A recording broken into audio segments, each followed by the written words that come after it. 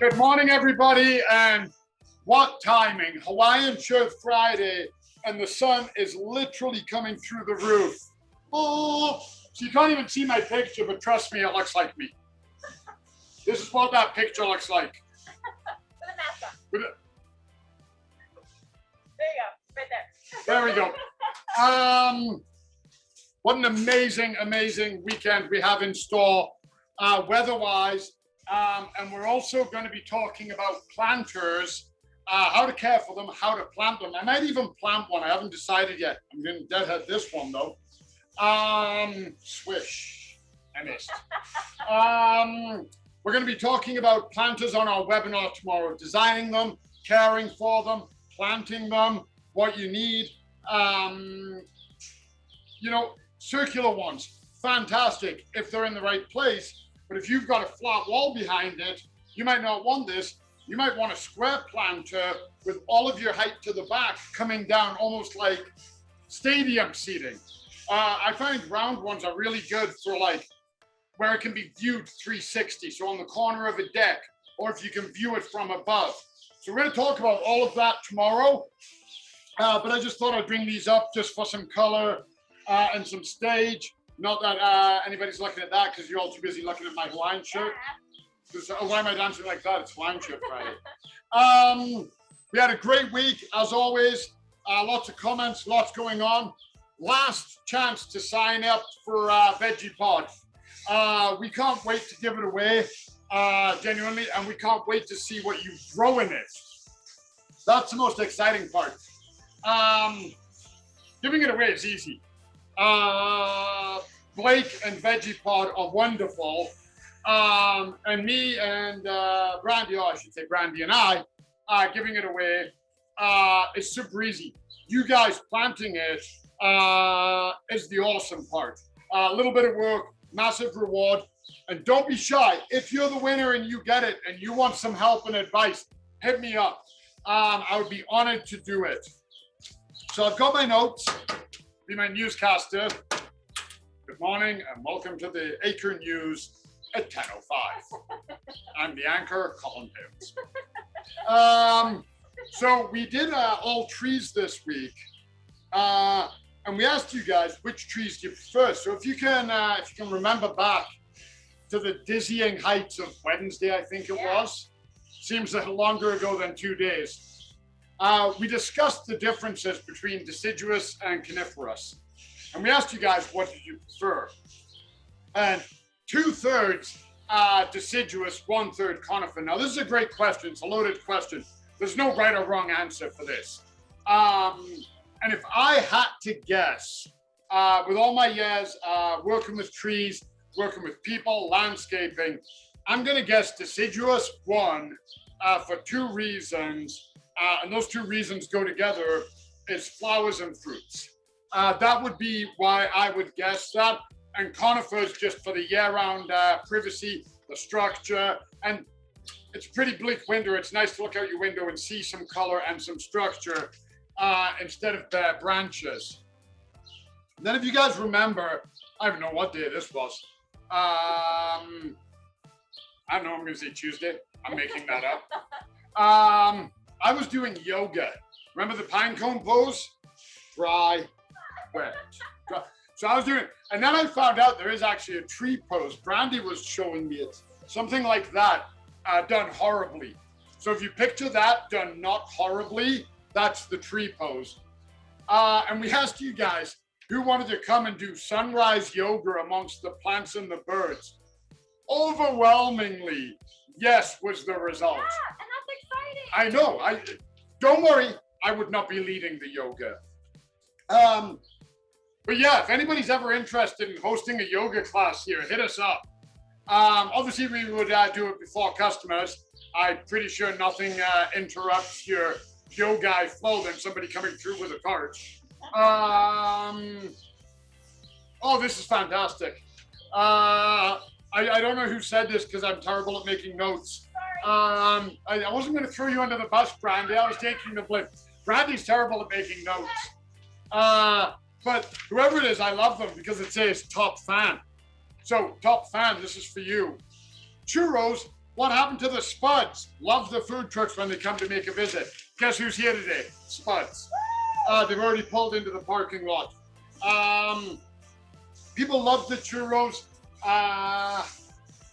You know, a lot of people come in and they see us as a big business, and we are. We're a big footprint, but we're a mom and pop stall, locally owned and operated, and as are most of the food trucks.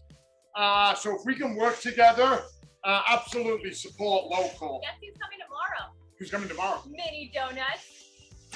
Okay, so the webinar will be a series of me planting and eating mini donuts. Actually, I'm not going to plant because then I got dirty fingers and I can't eat as many donuts. That is mini donuts tomorrow. Enjoy. That's fantastic. How do I not know these things? Yeah, I'm so out of the loop, as you can see. It's all the time I spend preparing for this. Jessica, hey, happy almost 1 year anniversary, Jessica. 11 months. Jessica got married here last year. Thanking me for the planting tips. You are so welcome, Jessica. And Dana, good morning. One more sleep till Hawaiian shirt day. It's here. I hope you're rocking your Hawaiian shirt. And Dana, I also believe I saw a lovely comment about when I lifted the juniper out the pot. Glad you didn't drop it. LOL. Was that a throwback to my tomatoes? Anyway, I'll just leave you with that thought. I'm pretty sure it was. Hey, Michael joined us. Hi, Michael. Look, we got an in-house crowd here. Amy Bastos Smith. Curious what your thoughts are regarding planting trees and shrubs next to a home. Are there any trees and shrubs which are better, less invasive root systems, or some which should be avoided? Good rule of thumb is look at the tree, look at the expanse the canopy is going to get. If you have a tree, and I'll say hawthorn, great tree, not really an invasive root system, but the canopy gets 15 foot wide. So say you go off the center of your stem, you're looking at a 7.5 foot canopy. So you don't want that one up against your home. And a good rule of thumb is you always want to kind of come out an extra 3, 4, 5 feet. Shrubs are different. You know, you can have a flower bed running alongside your house, put some dogwood in it, things like that. Very shallow root system. Trees, give them a bit of room. And ones that you don't want to plant right next to your house, anything that's going to turn into a monster. Some elms and birches and whatnot. And partially that's the root system. But it's also partially, if this tree gets massive and then the canopy starts overhanging your roof, you're in the risk of that branch coming off and hitting your house. You cut that branch off, well, now you've forced all the weight and now the tree is lopsided. So I tend to stay away from big trees close to any building. Give them the room they need. As it comes down in size, or it's a columnar or a weeping tree, you can start bringing those in a little closer. Willows are another good one. Oh, I left that on a cliffhanger. Willows are another good one to avoid planting close to your house. They can have a invasive root system, and what can happen, and again, these are very broad rules of thumb. I don't have time to go into all of it in detail, but you can get foundation cracks, miniature cracks, nothing to worry about. Moisture gets in, and then the root gets in and starts forcing that apart. So play to the size of the plant. If it's a big monster tree, give it room. They start getting smaller, start bringing them in closer. You get down to your shrubberies, especially your roses, your dwarf shrubs, your lilacs. You can plant them in pretty close. So I hope that helps. Hello, Life Academy. So helpful. The kids got trees from school and we want to keep them alive as long as possible. Absolutely. Hello, Life Academy. You guys need any more tips? Hit me up personally. Okay, shoot us a DM. We'd be happy to organize a webinar with you guys. I'd be happy to talk to you guys one-on-one, social distance. We can host a Zoom meeting. If you guys need some extra help, you got some questions, the kiddos want me to go through something, let me know. Gardening is my passion, but what I love more than that is teaching people to garden, especially kiddos. Kiddos love growing stuff. They love getting dirty. They love being outside. You teach them how to do that with some activities. They don't even know they're learning. They don't even know it. That's the best part.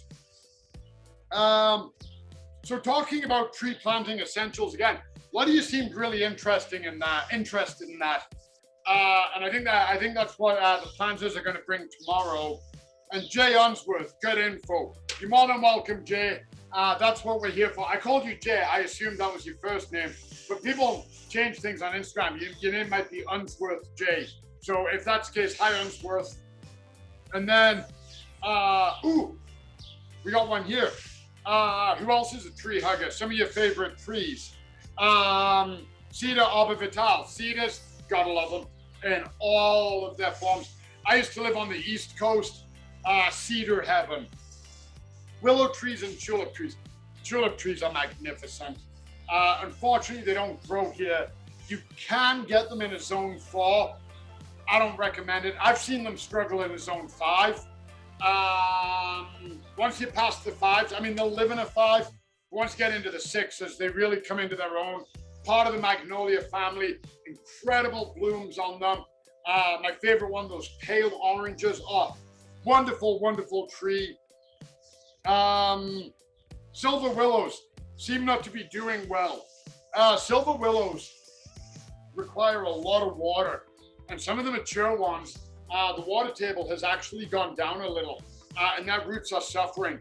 A deep watering system might be the answer. You get a big spike, put it in the ground, attach a hose to it, and you start flooding under the ground and really try and get water into those roots. It's a tough one for sure. Watching mature trees struggle. Also hit up arborists. They might be able to help as well. And then speaking of food trucks, I should have organized my notes better and put this with the food truck one. But we asked you guys some of your favorite food trucks. Family Squeezed, great one. I love them.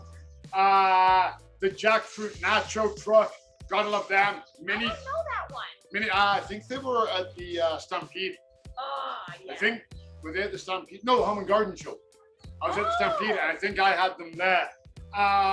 The mini donut one, come on. Let us know if you're a food truck owner, hit us up. We are so busy at this time of year. We would love to be able to bring something in. COVID rules have changed. We can't have food, etc., etc. You guys can. Outdoors, we got options. We can keep everybody safe and give the customers what they want, and that's what it's all about. As always, huge shout out. It's Nurses Appreciation Week, and I almost slipped out with a swear word, but gosh darn, we couldn't be more appreciative. Some friends of mine are nurses, some friends of mine, their spouses are nurses, and just thank you. It seems so little to say, and a huge shout out to all the kids that have had to pivot again and learn from home, the teachers who are readapting. I know it's not easy to teach online. I know the difficulties that come with it, and y'all are doing an admirable job. Literally hats off to all of you. Everybody who's doing everything they can to keep everybody safe, mad love and respect. We're doing it here, and all we can do is just keep going forward. Try not to be divisive, understand everybody's going through some stuff. Wear the masks, sanitize, social distance, follow the protocols, give the nurses love, and we'll get there. So that wraps us up. I hope to see you all tomorrow for our webinar on planters. Really exciting. I get to get my hands dirty in a webinar, so that's always appreciative. And have a wonderful day. Enjoy. You're going to be outside. SPF, y'all. Okay? We'll talk to you guys soon. Bye, everyone.